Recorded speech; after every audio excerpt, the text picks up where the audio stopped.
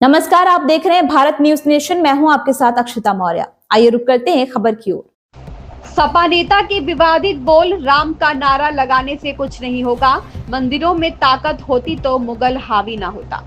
कौशाम्बी में समाजवादी पार्टी के कार्यालय में अंबेडकर जयंती कार्यक्रम के दौरान पार्टी राष्ट्रीय महासचिव और मंझनपुर से विधायक इंद्रजीत सरोज ने बीजेपी, बसपा और तुलसीदास तक को निशाने पर ले लिया। उन्होंने कहा कि हमें नकली हिंदू बनाकर हमारे वोट का सौदा किया जाता है। कुछ लोग सत्ता की गद्दी लेकर हेलीकॉप्टर में घूमते हैं और राम का नारा लगाकर जनता को गुमराह करते हैं।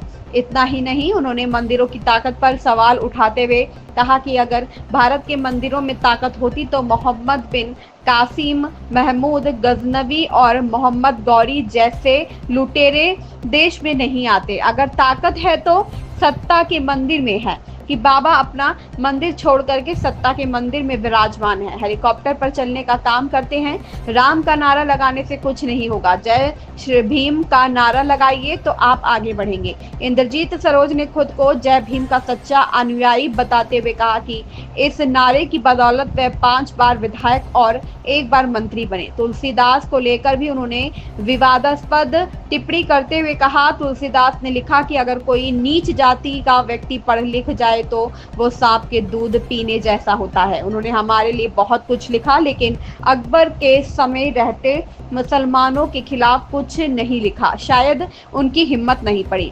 बसपा सुप्रीमो मायावती पर निशाना साधते हुए सरोज बोले, करछना में चामर बिरादरी के युवक को जिंदा फूंक दिया गया, लेकिन मायावती नहीं आई। उन्होंने समाज को बर्बाद कर दिया है। कहा कि करनी सेना को खुली छूट है, वे समाजवादी नेताओं को गालियां देते हैं लेकिन उन पर कोई मुकदमा दर्ज नहीं होता। हमारे समाज का गरीब अपनी बेटियां बेच रहा है, उनके पास शादी कराने तक के पैसे नहीं है। यह है भाजपा सरकार। क्या प्रोग्राम? देखिए, आज अम्बेडकर जयंती के मौके पे बाबा साहेब को याद करने के लिए, उनके विचारों पे आगे बढ़ने के लिए, उनके विचारों को और प्रगति से आगे बढ़ाने के लिए समाजवादी पार्टी ने आज कार्यालय में यहाँ पे कार्यक्रम किया।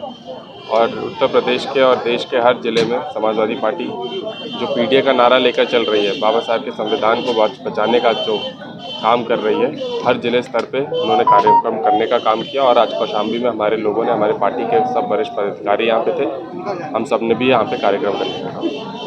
केशव जी अभी आए थे, मूर्ति का अनावरण किया है, उन्होंने कहा कांग्रेस और सपा दुश्मन है।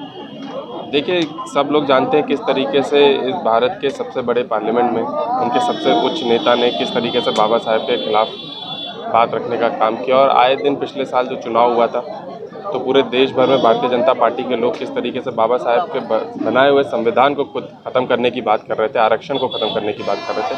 तो बहुजन समाज क्या, वो अपने समाज के भी नहीं हैं। आज ना नौकरी है, बेरोज़गारी इतनी ज़्यादा है, महंगाई इतनी ज़्यादा है, तो बहुजन समाज के लोगों के लिए ना भारतीय जनता पार्टी खड़ी है, ना खुद के समाज के लिए, भारत के किसी नागरिक के लिए भारतीय जनता पार्टी नहीं खड़ी।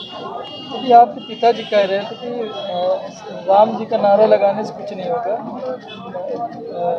अंबेडकर जी की जय बोलिए तो आगे बढ़ेंगे, इस पर आप क्या कहेंगे? देखिए, जिस तरीके से पहले एक व्यवस्था थी जहाँ पर हमारे लोगों को बोलने नहीं दिया जाता था, और आज भी मैं खुद एक अनुसूचित जाति जनजाति कमेटी में हूँ, और हर विशेष वर्ग जो हमारे बहुजन समाज से आते हैं उनको जो आरक्षण दिया जाता है 15% और 7.5%, चाहे डीयू में हो, चाहे आईआईटी में हो, चाहे भारत सरकार के कहीं पे भी मंत्रालय में हो, हमारे लोगों को नहीं मिल रहा है। तो आज के दिन जो राम राम के नारे लगाते हैं, वही भारतीय जनता पार्टी के लोग बताएं कि वो बहुजन समाज का हक क्यों छीन रहे हैं। जहाँ 15% आरक्षण दिया जाना चाहिए वहाँ पे 5%, 6% दिया जा रहा है। जहाँ 7.5% दिया जाना चाहिए वहाँ पे 2, 3, 1% दिया जा रहा है। तो जब ये अपने पद मंत्रालयों में ही पद जो खाली हैं उसमें आरक्षण देने का काम नहीं कर रहे, अपने लोगों को आगे बढ़ाने का काम नहीं कर रहे, तो ये आए दिन मन से तो बोलते हैं, मंचों से बोलते हैं, अपने भाषणों में बोलते हैं, लेकिन आंकड़ों में बहुत पीछे रह जाते हैं। आपको अभी सांसद बने साल भर हो गए लेकिन आवास नहीं दिए गए, इसके पीछे क्या कारण रहा होगा? कहीं ऐसा तो नहीं कि आप अनुसूचित जाति से आते हैं इसलिए नहीं दिए? देखिए, मैं खाली विरोध नहीं करता और ऐसे मुद्दे नहीं उठाता हूँ, लेकिन हम ये तो सही बात है कि हम विपक्ष के हैं। हमारे से पहले जो रहे सांसद उनको आवास तक मिल गया पूर्व सांसद बनने के तौर पे, लेकिन हमको अभी तक आवास नहीं मिला है। तो यही दर्शाता है भारतीय जनता पार्टी सिर्फ राजनीति रूप से नहीं, पर्सनल रूप से भी जिस तरीके से एक वेंडेटा निकालती है, एक दुश्मनी रखती है लोगों से।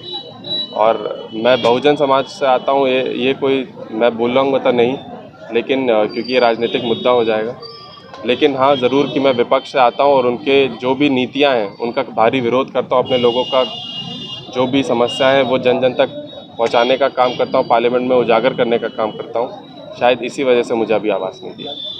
जब ये रचना की गई थी, चाहे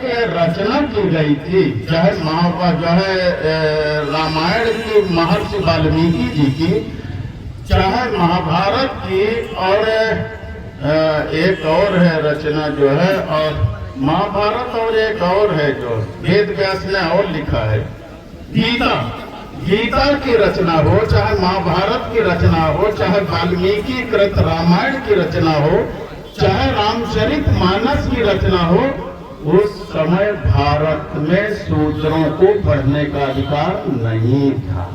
सही बता रहे, उस समय भारत में शूद्रों को पढ़ने का अधिकार नहीं था। आप पढ़ लिख नहीं सकते थे। अगर आप पढ़ने की कोशिश करेंगे तो आपकी आंखें फोड़ दी जाएंगी। आप सुनने की कोशिश करेंगे तो शीशा पिघला के कान में डाल दिया जाएगा। अगर जीभ से आप उच्चारण करेंगे तो जीभ आपकी काट ली जाएगी। ये व्यवस्था थी भारत के अंदर। मैं गलत नहीं बोल रहा, भारत के अंदर ये व्यवस्था थी साथियों। जाए सार्वजनिक रास्तों में चलने की हमें इजाजत नहीं थी। कोई भी शूद्र समाज का आदमी अगर सार्वजनिक रास्ते पर चलेगा तो गले में हंडिया बांध के चलेगा, थूकेगा तो दिन भर हंडिया में थूकेगा, फिर मिट्टी को खोद के उस हंडिया को गाड़ेगा। नहीं किसी समण का पैर पर जाएगा तो अपवित्र हो जाएगा। अब तुम्हें किस्सा कहानी लग रही होगी जो है, अब किस्सा कहानी लग रही हो तो अभी एक पिक्चर जारी हुई है महात्मा ज्योतिबा राव फूले, उसे देख लेना। महात्मा ज्योतिबा राव फूले पिक्चर जारी हुई है, उसे देख लेना अगर मैं गलत कहता हूँ। यही सारी व्यवस्थाओं के विषय में उसे दिखाया गया है जो भारतीय जनता पार्टी के लोगों को बुरा लग रहा है। इस देश के अंदर कमर में झाड़ू बांध के चलना पड़ता था कि जहां तुम बैठो बाद में उठो तो निशान मिटाए दो। पैर में चीथड़े पुराने कपड़े बांध के चलना पड़ता था जिससे तुम्हारे पैर के निशान मिटते चले जाएं, दूसरे का पैर ना पड़े।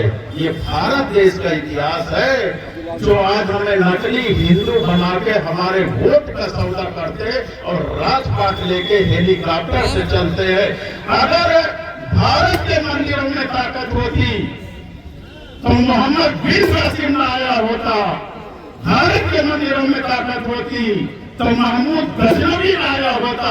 भारत के मंदिरों में ताकत होती तो मोहम्मद घोरी ना आया होता और इस दुर्ग को लूटने का काम न किया होता। इसका मतलब मंदिरों में ताकत नहीं थी। अगर ताकत है तो सत्ता के मंदिर में ताकत है कि बाबा अपना मंदिर छोड़ करके आज सत्ता के मंदिर पर विराजमान है, हेलीकॉप्टर पर चलने का काम करते हैं। इस खबर में बस इतना ही। बने रहिए भारत न्यूज नेशन के साथ।